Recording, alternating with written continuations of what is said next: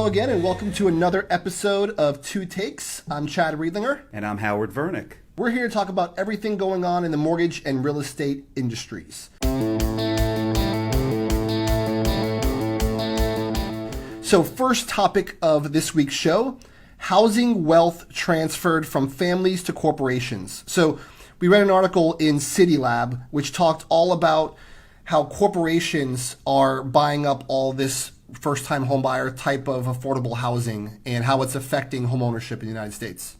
Yeah, they're buying it up, and they're actually making money two ways. One through the rents that they're collecting, and the other is through the appreciation of the properties, which we read today is still pretty vibrant. And so from the article, it said that right now they own about roughly 35% of the real estate in the country, which is ridiculous.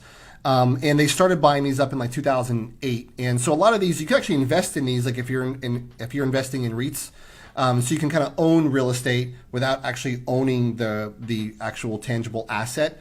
But how do you think this affects the Americans long term? Well, first of all, we have a lack of supply of affordable housing. I'm sure this is a big reason why. And secondly, most families, the way they save for retirement is by owning a home and paying it off. They're not putting money in the bank, and our savings rates are terrible. So I'm scared what's going to happen later down the road. So I think the article stated they started buying a lot of properties right after the crash, right? So they had, these corporations were flush with capital, and they were like, hey, we're going to make some good returns. Now they started buying in 2008, so they've had a really good run up until this point. My opinion is, as real estate appreciation starts to kind of lean out, maybe even go a little bit backwards, and we start getting a little bit of a correction, that we're going to see some of these corporations start dumping those properties back into the market. What are your thoughts on that? Well, they're going to do it very carefully, I'm sure, because if they dump those properties back into the market too quickly, obviously it's going to lower the prices. It's like the short sales in the banks, right? Like kind of have all that shadow inventory because they didn't want to hurt themselves and compete with themselves out there in the market. Right. And these have become investments now. It's not just a home where people live. Absolutely.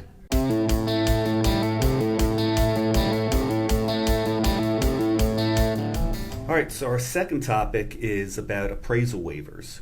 So right now, through the automated underwriting systems, we're getting a lot of files that don't require an appraisal.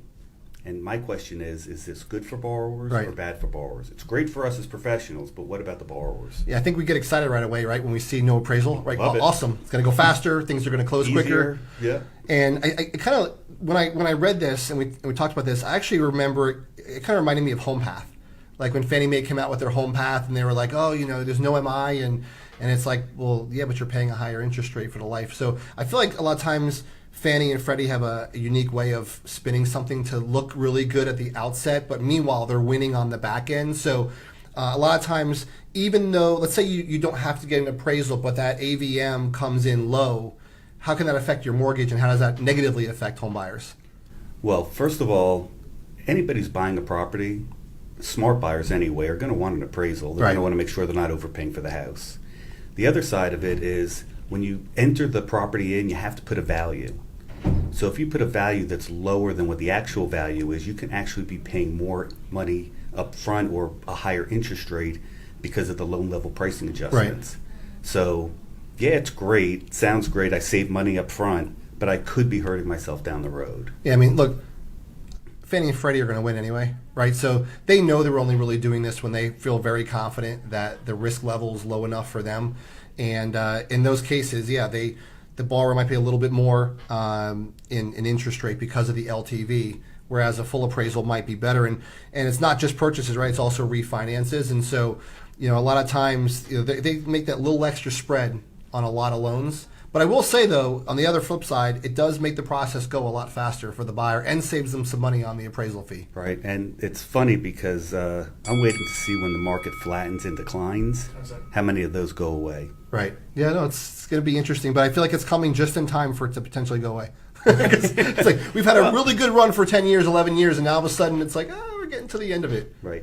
We don't know what's going to happen, and they really do these waivers based on previous appraisals. Right. So there's going to be a time where they'll either stop the appraisal waivers if they see it happening, or they're going to lose out on some LTVs, and hopefully there won't be people going under where they have to hurt themselves. Exactly.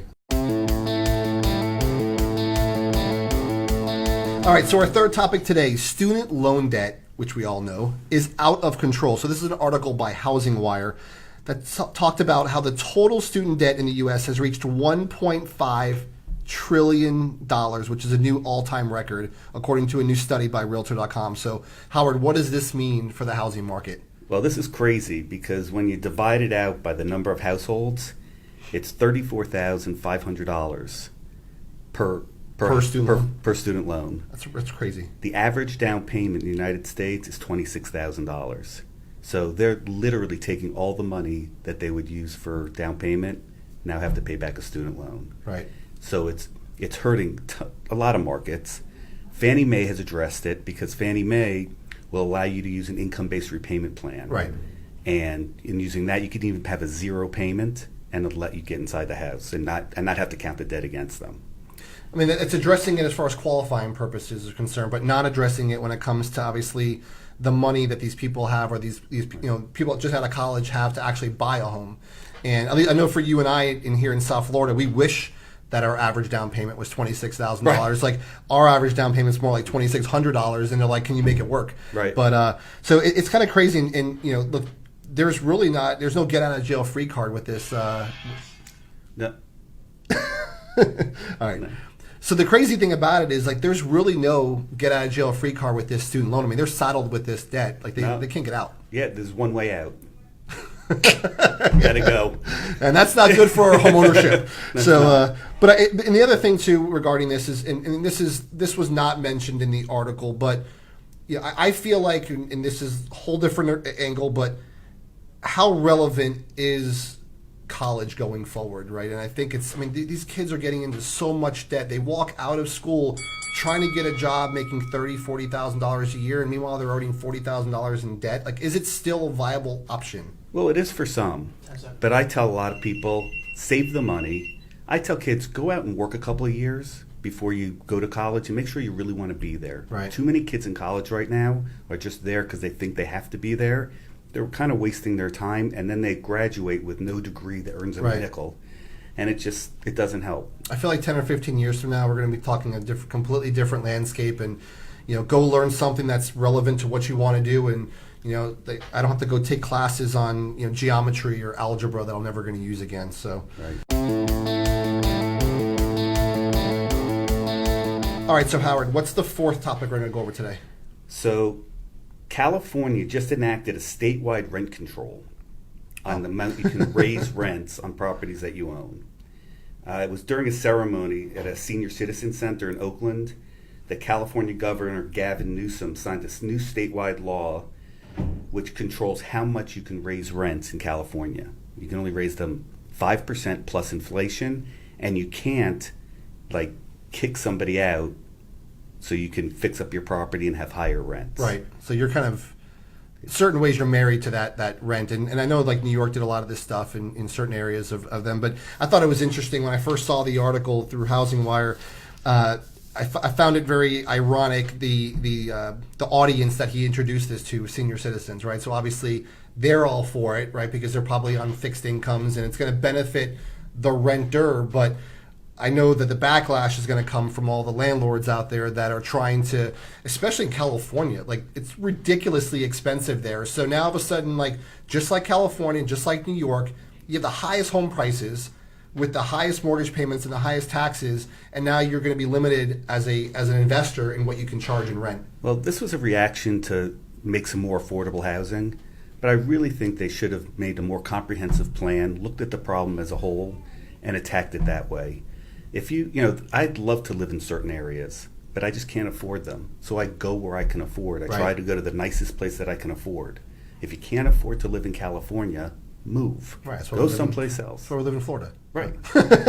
I went out to California this past summer, and I'm like, Jesus, these properties are ridiculous. It was over $1 million for a 1,500 square foot, 2-bedroom condo. It's nuts. The rents are crazy. It's just expensive to live there, and the people who can't afford it, go to Montana. It's much cheaper. I just feel like a lot of times this is one-sided, right? Look, I understand, to your point, I understand who it's trying to help, but you also got to understand, these investors, they help the market as well. A lot of times this property is sitting on the market, these investors pick it up and they keep the neighborhoods going up in value, and and it's just it kind of puts them out and it puts them in a tough spot. No, and I hate to set the precedent for this for the rest of the United States, because that's not really the way we are. That's not the American Big Brother way. It's not the American way. It's Big Brother stepping in and Right. imposing their will where it's not really welcome sometimes. Right. So, guys, that's the episode for today.